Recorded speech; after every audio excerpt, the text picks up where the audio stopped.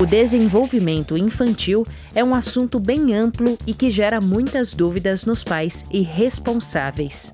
Será que meu neto está na idade certa para desfraldar? Doutor, meu filho ainda não fala, e agora? Essas e outras indagações vamos responder hoje.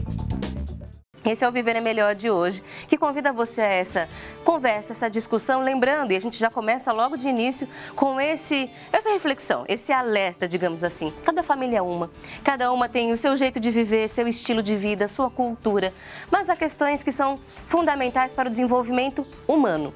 Independente se é menino ou menina, em qual país do mundo, há coisas que a ciência já percebeu que ajudam e outras que fazem falta, outras que atrapalham. A gente vai conversar um pouco sobre isso no programa de hoje. Como especialista no tema, recebemos a doutora Karina Weimann, neuropediatra, especialista em desenvolvimento infantil. Doutora, boa tarde. Seja bem-vinda mais uma vez ao Viver é Melhor. Muito obrigada por estar aqui. Por favor, doutora. Obrigada. A doutora Karina é graduada em Medicina pela Santa Casa de Misericórdia de Vitória, tem residência médica em Pediatria pelo Hospital do Servidor Público Municipal de São Paulo e residência médica em Neurologia Infantil pela Santa Casa de Misericórdia de São Paulo. Atualmente faz parte da equipe do Centro de Estudo do Genoma Humano da USP, a Universidade de São Paulo, e é cofundadora da clínica Neurokinder. Doutora, seja bem-vinda ao nosso programa. Muito obrigada por estar conosco nessa tarde. Eu que agradeço o convite. Obrigada. Falar sobre desenvolvimento infantil é falar sobre etapas, fases e um processo que dura bastante tempo, né? A gente não pode pensar que uma hora acaba. O desenvolvimento tem essa característica, doutora, é contínuo, é permanente e a gente deve compreender desse jeito? Cada fase vai proporcionar um tipo de aprendizado diferente? Exatamente. Graças a Deus que há uma evolução. Mas, assim, é muito importante todos que fazem parte do ambiente da criança observar essas fases. Porque para ela aprender, precisa ser motivada. Então, para ser motivada, você precisa entender o que vai motivar dentro do universo de interesse dela, né? E as fases vão exatamente mostrar isso. Então, normalmente eu uso com os pais as fases do Piaget, né? Que é a sensório-motora, de 0 a 2 anos. É uma fase em que a criança interessa por tudo que é sensorial. Então, é uma fase em que você vai chamar atenção brinquedos de barulho, luz, movimento. Se tiver textura, se tiver sabor, olfato, cheiro, melhor ainda. Então, quanto mais estímulo sensorial, melhor para ela. Depois vem a fase pré-operatória, que a gente chama, que é a fase de fantasia, de criação, que é quando ela começa a pegar a xicrinha, fazer cafezinho para a mamãe, brincar de casinha. É a fase da fantasia, da criatividade, né? Do imitar. Que vai de quanto normalmente, a quanto? Normalmente dos 3 a 5, 2 a 5 anos, né? Tá que bom. A gente fala. Depois vem a fase operacional, que é a fase lógica, né? Que é a fase em que eles têm, que a matemática tem que ter uma lógica, os problemas de matemática, mas é muito concreta ainda, eles não conseguem abstrair. Então, você tem que aproveitar, então, o que tem de melhor a fase para estimular. Então, você vai pegar, por exemplo, feijão, para ele fazer a continha lá. Tem 10 feijões, você tem que distribuir para 2 amigos, quanto você vai dar para cada. Então, se você trouxer a matemática, por exemplo, para o concreto, ele vai ter muito melhor aproveitamento. E isso vai motivar a criança. Não vai adiantar, por exemplo, nessa fase, falar para fazer uma conta de cabeça. Porque a criança, é isso a diferença, ela precisa de algo. Ela precisa concretizar. Material, concreto, perfeito. Entendi. Para abstrair, para ela é muito difícil. Então, muitas vezes, tem que usar recursos que vai trazer ela para a realidade, entendeu? Vai trazer ela para isso. Então, assim, você fazer uma história do fato, você vai motivar a partir dos 3, 4 anos. Então, você já consegue trazer. Ontem aconteceu um fato interessante que a mãe queixou que o pai está deixado de lado, de escanteio. Então, ele está meio órfão de filho, que a criança só quer a mãe. Tem a fase do estranhamento, em que a criança percebe que ela é da mãe e ela não aceita terceiros, né? Mesmo que esse terceiro seja o pai. Mesmo que seja o pai. Depois porque que ela também é do pai. Ela é do pai, mas ela só vai perceber que ela é do pai mais adiante. Por enquanto, ela vai achar que ela é só da mãe. Que idade que isso acontece, doutora? Isso normalmente acontece depois dos 6 meses, porque do 0 aos 6 meses, geralmente a rotina é muito marcada. Mama de 3 em 3 horas, troca a fralda, banho. Então a criança, ela não sabe que a mãe existe. Ela acha que ela e a mãe é uma coisa só, porque ela não tem desejos para serem atendidos. A mãe já atende antes dela desejar. Então ela acha que ela é um prolongamento, uma extensão da mãe. Aí, lá para os 4, 6 meses, que é quando as mães vão trabalhar, normalmente, em média, 6 meses, ela começa a pedir de fome, né, chorar, pedir que mamadeira, pedir que troque a fralda, porque está incomodando as eliminações. Aí vem alguém atender. Geralmente é a mãe, ela reconhece pelo cheirinho, pelo contato, pela visão já. Então, aí ela percebe que ela é uma coisa e a mãe é outra coisa. E que ela pertence à mãe. E aí começa a fase de estranhamento, depois dos 6 meses, normalmente por 8 meses a 1 ano, que é quando no pronto-socorro é muito difícil avaliar uma criança dessa idade. Ela botou na maca, ela se volta para a mãe desesperadamente. Ela morre de medo de ser retirada da mãe. Então é bom avaliar no colo da mãe. Você avalia, ela vai ficar confortável, segura. Passar dessa fase, para ela desvincular da mãe, normalmente ela se apega a algum objeto, que a gente chama de objeto transicional. Não necessariamente é um objeto concreto. Geralmente eles pegam um brinquedinho, um bonequinho e saem andando para onde vai. Geralmente em ambientes novos. Vai no consultório da doutora que nunca foi, vai na primeira escolinha. Então ele carrega junto. Mas pouca gente sabe, não é só um objeto. Isso pode ser um movimento repetitivo, uma vocalização repetitiva. De repente a criança, outro dia eu fui visitar uma amiga com 8 meses, a mãe se afastou, ela começou a fazer barulhinho com a boca. Então, isso é o objeto transicional, seja barulho, seja movimento, seja objeto de fato. Depois, ela vai para o espaço transicional, que é quando ela dá função para esse objeto. Então, aquele da boca vira uma melodia, aquele caneta que ela não largava vira um avião, aquele movimento vira alguma dança, alguma coisa, uma brincadeira. Aí, ela está dando, então, algum sentido para o objeto transicional, seja ele objeto de fato ou não. Então, entra no espaço transicional e ela está desvinculando da mãe porque vão surgindo outros interesses, né? E aí que é importante mostrar o mundo para ela, né? A função das coisas para ela.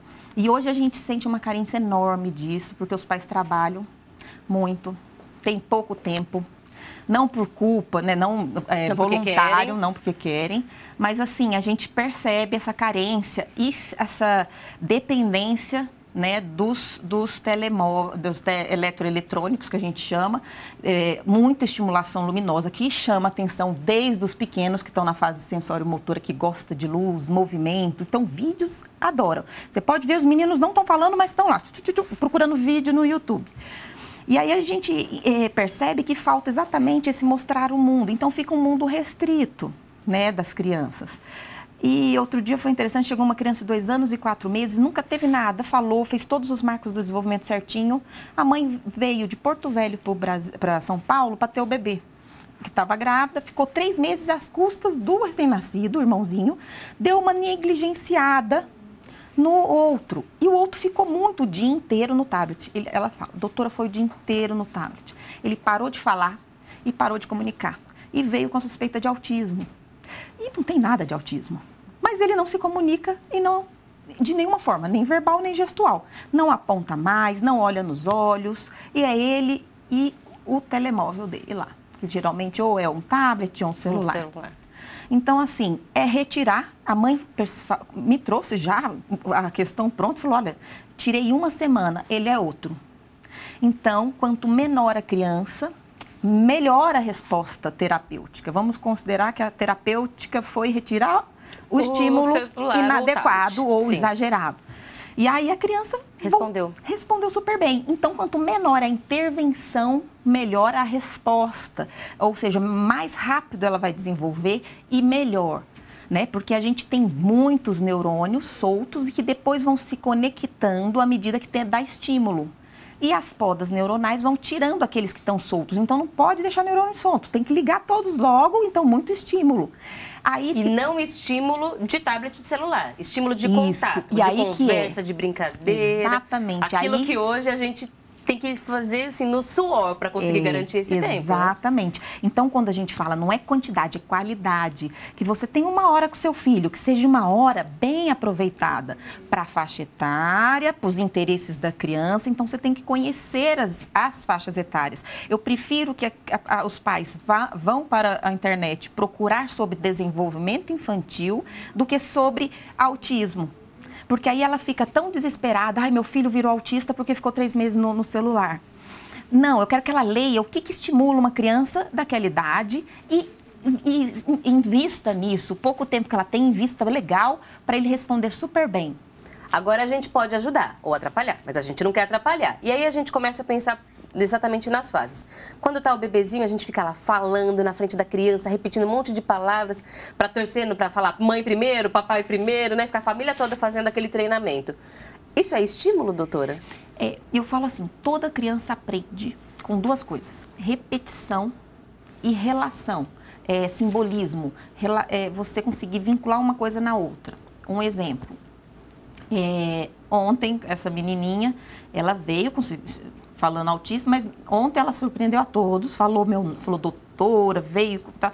Então, assim, eu fui ensinar ela a botar um carrinho num brinquedo que desce, e eu fiz primeiro, ela viu, depois ela tentou fazer, fez errado. Aí eu falei, ó, essa mãozinha, não. Aí bota essa mãozinha no bolso. Então eu relacionei, esconder a mãozinha no bolso para ela esquecer dessa mãozinha, porque essa estava atrapalhando a brincar. Então, assim, você tem que sempre fazer relação. Aí, quando você vai explicar, nós vamos naquela doutora do brinquedinho, lembra que o carrinho desce? Essa relação e repetição é que vai ajudá-la a lembrar. Por exemplo, ela tinha um outro brinquedinho de fazer cesta, eu falei assim, bolinha e cesta, bolinha e cesta. Aí ela falou basquete. Uma criança pequena, ela mesma relacionou bola, cesta com basquete. E ela deve ter ouvido isso muitas vezes. Então, é repetir e relacionar. Isso é que vai fazer qualquer criança desenvolver. Respeitando, eu falo sempre com bom senso e boa vontade, respeitando essas fases e a motivação da criança. Então, a gente pode estimular a criança na fala, por exemplo, na conversa, quando a gente fala uma palavra, ela vai acabar repetindo essa palavra. Exatamente. Então, como que eu falo para os pais? Sempre apontar para o objeto, então ela vai ter um reforço visual, verbal e auditivo. Então, maçã, maçã, aponta, mostra, está relacionando maçã com o objeto maçã. Aí você começa, e ela fala san, então 10 vezes. Na 11ª ela vai falar o san, não tem problema. Daqui a pouco ela está falando maçã. Então você inicia e ela termina. Normalmente a gente orienta a começar com as onomatopeias. Então assim, o au-au, a cocó, os sons de animais, sons em geral, piu-piu. E depois você faz a cocó, vira galinha pintadinha. Entendeu? Aí depois você vai evoluindo nas fases. Na complexidade. Na complexidade. E isso, tem que ter o pré-requisito. Então, ela vai relacionar o cocó com a galinha pintadinha. E essa relação e repetição é que vai dar cada vez mais condições para ela guardar, memorizar. E ela vai relacionando e ela vai naturalmente buscando essas relações à medida que o seu interesse vai ampliando. Mas isso é diferente de uma fala infantilizada. Porque às vezes quando a gente começa a falar assim com a criança, não é au-au, é cachorro. Não, nessa idade ainda é au-au. Isso. Mas é diferente, por exemplo, de uma criança que fala uma coisa errada e você fica repetindo o errado e sempre falam, não, fala a palavra certa. Ou de ficar conversando como se fosse uma criança também. Exatamente. São coisas diferentes. Diferentes. Tá. Não é para você falar assim, quer o tetezinho? Por exemplo, tem criança de 10 anos lá que toma tetê até hoje. Então, assim, e aí eu perguntei se é mamadeira, não, é um copo, mas é tetê. Então, assim, com bom senso, por isso que eu falo, com bom senso e boa vontade. Sempre eu falo assim para os pais. Você vai adequando, obviamente. A fala infantilizada não é adequada, na verdade, nem quando pequenininho, em todo momento, em algumas situações, né? E nesse caso, as onomatopeias não são, assim, você não está infantilizando, você está nomeando e depois evoluindo nessas etapas, né? Inclusive, doutora, entender isso, a gente comentava isso há pouco, é muito importante. Cada criança é uma. Para uma criança, castigo funciona, para outra, castigo não funciona. Uma criança é mais emotiva, a outra é mais racional. Dentro de uma mesma casa, com uma mesma dinâmica familiar.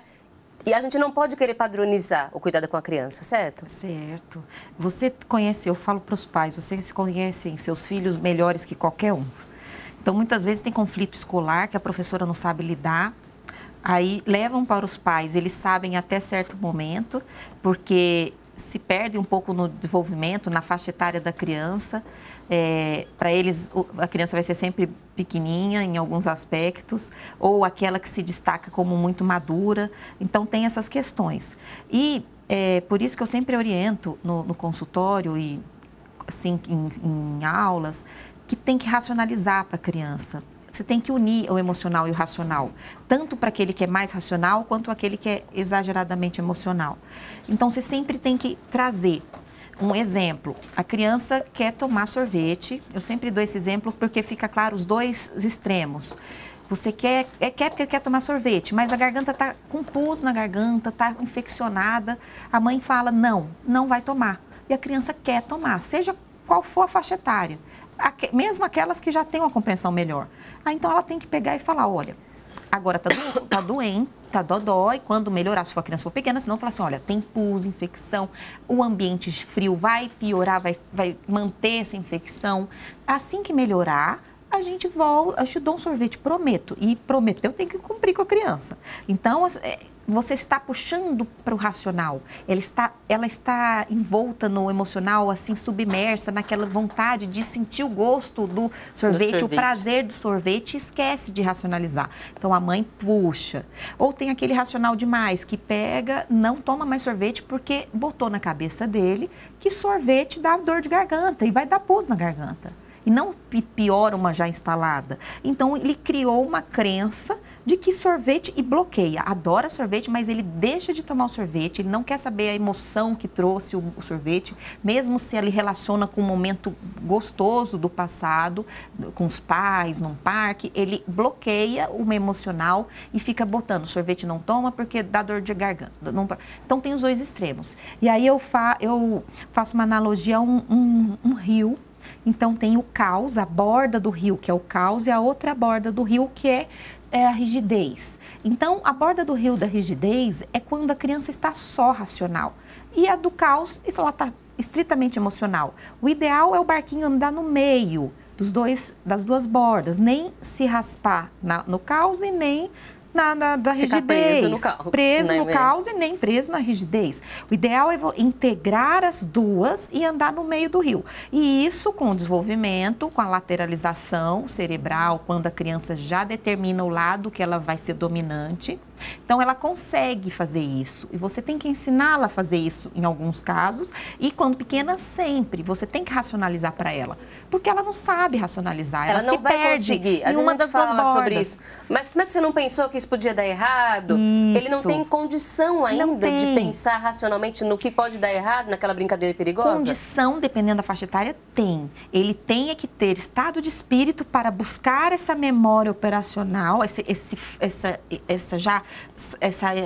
conceito prévio para trazer para o atual, que a gente chama de operacionalizar a memória. Isso ela vai ganhando com o tempo e depende de outras coisas, como a atenção, o planejamento, outros que a gente chama de funções corticais superiores, que é a parte que integrada vai juntando tudo, é o QI, que é o coeficiente de inteligência. Então, falar que a criança é inteligente, ela é para algumas coisas. A mãe chega. Então, quais coisas? As que ela se interessa.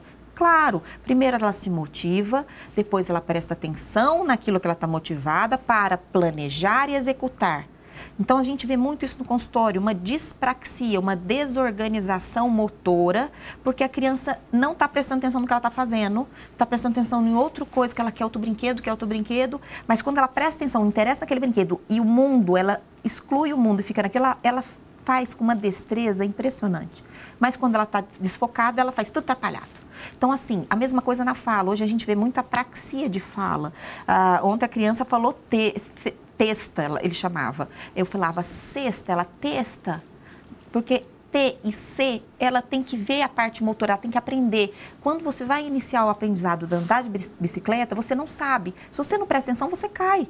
Você tem que focar, planejar o movimento para executar. Depois já vira, que a gente fala medular, já fica armazenado na memória e vira involuntário, automático. Você dirige automático, mas tudo na vida é prática. Por isso que tem que praticar para depois ficar já aderido, aquilo arquivado, aquele aprendizado. Mas antes disso precisa focar. Agora, a gente pensando nesse processo de desenvolvimento, a gente fala um pouco da fala, quando começa, que a criança vai muito por repetição, por relação, por estímulo, e aí vai chegar uma outra faixa, que é a da leitura. Exatamente. E, inclusive, a alfabetização e a capacidade de ler e escrever não é só mais colocar letrinhas, porque a criança já começou a ser alfabetizada um pouquinho antes. É um processo também. E que os pais ficam muito ansiosos muitas vezes, está demorando, mas tem criança da mesma idade que já sabe ler, mas o meu não sabe. Quanto tempo dura isso, doutora? Na verdade, assim, depende, são muitas variáveis, né? Depende do quão estimulado foi a criança, se foi adequada, se a escola cumpriu as etapas, se não houve falha no aprendizado, né? Ela de repente, faltou um pré-requisito para ela passar para a próxima etapa de aprendizado. Então, não tem como ela evoluir se ela não teve aquele. Aí sempre vai emperrando naquilo, sempre. Então, quando o paciente chega com queixa de dificuldade escolar, né, está tendo dificuldade, um prejuízo, aí a gente tem que ver se isso é de fato um transtorno relacionado ou não. Simplesmente é uma dificuldade que a gente sana, por exemplo, se teve buracos na aprendizagem, a gente preenche o buraco com um professor particular, com reforço escolar e melhora. Mas a gente tem que ver se tem alguma função dessa função cortical superior faltando. De repente a memória operacional, de repente só a desatenção. Hoje a queixa de desatenção é enorme e a criança não vai aprender nada se ela não presta atenção.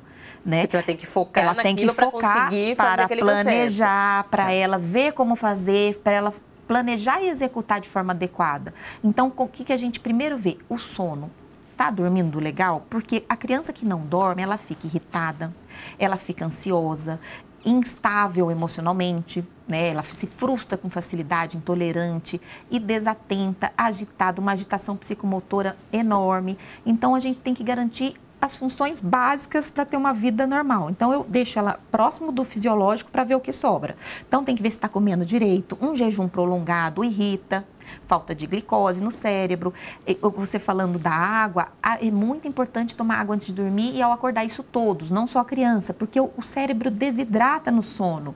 Ele trabalha durante o sono, uma fase do sono, então precisa tomar água, ser hidratada essa criança. A criança é feita de água, mais ainda. Então tem que ter não é uma coisa só que vai garantir a felicidade, né? O que vai acertar o caminho. Não pode estar na melhor escola do planeta se ela não dorme direito, se ela não come direito, se ela não é acolhida emocionalmente direito. Por exemplo, uma coisa dá errada, a mãe tem que acolher. Ela está surtada, a criança em crise, não adianta falar, viu, você fez errado, ou não pode, não adianta nessa hora. Ela está no cérebro reptiliano, no cérebro primitivo, é um cérebro muito automático, né, que a gente fala. Depois ela evolui para o cérebro que só os humanos têm, que é o cérebro racional.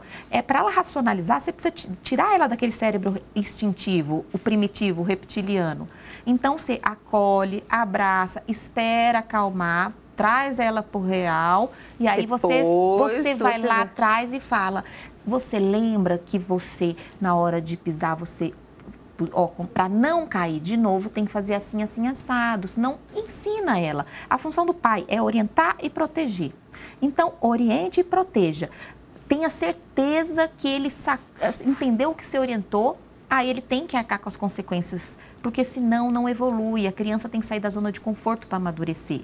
Ela tem que cair, óbvio, com bom senso e boa vontade. Não vai deixar a criança fazer um traumatismo craniano. Eu falo sempre aos pais. Só para aprender a lição, só para aprender a lição. Então, assim, mas ralar o joelhinho não tem problema. Você avisou, né? Então, assim, sempre você conhece seu filho melhor que ninguém, então você fica dando a retaguarda de segurança que ele necessita. E vai dando linha, vai dando condições para ela evoluir. Assim é em todos os setores da vida. E principalmente na escola. E a escola tem que respeitar as fases. Quando ela vai alfabetizar, você tem que entrar com fantasia. Então, tem um problema de matemática que ela tem dificuldade de interpretar. Então, você vai falar, desenha para mim 2 amiguinhos, desenhou. Desenha 2 saquinhos com 5 balinhas cada. Você tem um saco de 10 balinhas. Aí traz para a historinha, para fantasia, assim como na fase concreta que você vai trazer para objetos. Então, assim, respeitando, você motivando de forma adequada. E as professoras da escola pública, eu vejo que elas têm cursos preparatórios. Na APAE a gente chegou a dar, iam muitas professoras, muito interessante. Elas estão preparadas para respeitar os marcos de desenvolvimento e motivar adequadamente as crianças. E nessa hora, se os pais tiverem dúvida, a melhor coisa é conversar com a escola. Porque a gente não pode querer medir o que o filho está aprendendo em casa. O processo de ensino é diferente, as faixas, muitas vezes, a gente não sabe em que fase de aprendizagem ele está, a gente quer que ele comece a ler um livro logo, e talvez isso não vá acontecer, a gente acaba pressionando demais a criança, cobrando demais, e começa aquela briga dentro de casa, aquela cobrança por nota. Não é a faixa ainda de idade para isso acontecer. A gente tem algumas perguntas para responder, para nós darmos sequência à conversa de hoje sobre o desenvolvimento infantil. A Francisca, de Goiás, está acompanhando o programa. E Francisca, boa tarde. E a Francisca representa muitas mães nesse momento, então eu agradeço por ter participado do programa. Preciso saber o que fazer com meu filho. Ele tem 11 anos, está com dificuldade de fazer as tarefas de sala de aula. Os professores falam que ele é desatento e não consegue acompanhar as tarefas. O que eu faço? Bom, Francisca, primeira coisa, o ideal é procurar um pediatra. O pediatra vai ver se ele não tem uma doença de tireoide, uma anemia. Ele vai descartar causas clínicas, né? De repente ele tem algum problema orgânico que está dificultando uma dor de cabeça. Um problema do sono. Um problema do sono, uma dificuldade visual, auditiva, que desmotiva ele. O ideal é passar por uma triagem pediátrica que vai descartar qualquer alteração clínica que impeça ele passar para a próxima etapa. Descartado tudo, essa pediatra vai encaminhar para um neuropediatra. O neuropediatra vai ver se ele tem alguma dificuldade na função cortical superior. De repente, ele no sono, não que esteja tendo, mas assim, o sono é atrapalhado, tem um distúrbio do sono, ele não está conseguindo armazenar todo o conteúdo que ele tem durante o dia, porque a função do sono é justamente arquivar todas as experiências, desde pequenininho até adulto que teve durante o dia. É importante ter as fases bem marcadas, bem estruturadas, um sono organizado. Então, se a gente vê que tem alguma parassonia, que é um distúrbio do sono, então a gente tem que investigar. De repente, pode ter uma convulsão, alguma atividade elétrica cerebral inadequada, tem que ver se não está tendo uma convulsão do sono que está atrasando ele, um exemplo, não que tenha, mas é que é para a gente sempre tem que respaldar. Com a história clínica, então a gente vai saber se desde a barriga da mãe até hoje ele teve alguma coisa que justifica alguma perda neuronal, se ele sempre foi assim, ou se ele passou a ser assim depois. O que determinou? Foi alguma coisa dentro da barriga da mãe, na hora que nasceu, ou depois que nasceu, que justifica esse atraso? Inclusive, né? Ela perceber, sempre foi assim? Começou nessa faixa etária? E para trazer informações primeiro para o pediatra, depois para o neuropediatra. O neuropediatra identificou que tem alguma coisa, aí ele vai ampliar a investigação, se necessário, ou fechar o diagnóstico já na história clínica. E aí ele vai poder pedir um exame da atividade elétrica cerebral para descartar convulsão, uma dificuldade no sono, ou vai pedir uma avaliação neuropsicológica, uma avaliação neuropsicopedagógica, para ver se não tem um buraco na aprendizagem, para ver se ele é desatento de fato em outros ambientes, se ele é impulsivo, agitado. Então, ele já veio, já foi. Então, a gente vai afunilando o diagnóstico, vai descartando sempre do mais simples para o mais complexo. Então, passou com o pediatra, foi descartando, até a gente chegar no diagnóstico. Chegou no diagnóstico, tratar. E aí, sim, a gente precisa não só da medicação, dependendo do diagnóstico, mas também lembrar das terapias de apoio. Uma boa fono, uma boa TO, terapeuta ocupacional, uma boa fisioterapeuta motor-respiratória. E aí vai embora. Muitas vezes, tem criança que não dorme porque tem obstrução de vias aéreas superiores, ou seja, tem uma adenoide hipertrofiada, uma amígdala, tem muita rinite e não dorme bem. Então vai o otorrino arruma essa questão toda respiratória e aí passa a dormir bem. E aí fica bem na escola. Fica bem na escola. Então, às vezes é uma coisa simples de resolver, ou não. De repente o pai tem dislexia, então a gente tem que ver que esse menino não tem dislexia. Então a gente vai ampliando de acordo com o histórico prévio da criança, histórico familiar. E como ela vive hoje, as condições de vida. E só depois de pesquisar tudo isso é que aí a gente pode pensar tem um TDAH ou não, Isso. de entender se tem um transtorno de aprendizagem. Primeiro elimina todas as outras causas. Todas as outras causas. Aí se houver de fato um transtorno, não é só uma dificuldade, se for uma dificuldade, a gente descobre a causa, tira o efeito e resolve. Se for um transtorno de fato, precisa ser tratado, acompanhado, e aí ele vai começar a ter ganhos à medida que a gente vai sanando essas eu falo fiozinho solto. Tem um fiozinho solto na sua cabeça que a gente vai grudar. Os mais velhos entendem dessa forma e empenham em aderir ao tratamento. Doutora, muito obrigada por vir ao nosso programa hoje. Eu que agradeço, conversar com a gente sobre Camila. esse assunto, que realmente é imenso. Há muitas realidades diferentes, desafios diferentes, estratégias também diversas. E a senhora é sempre convidada e bem-vinda ao nosso programa. Obrigada por estar aqui. Eu que agradeço, Camila, a oportunidade de tentar ajudar as famílias, porque às vezes só mudando o ambiente a criança deslancha e nem precisa chegar ao pediatra e seguir essa linha.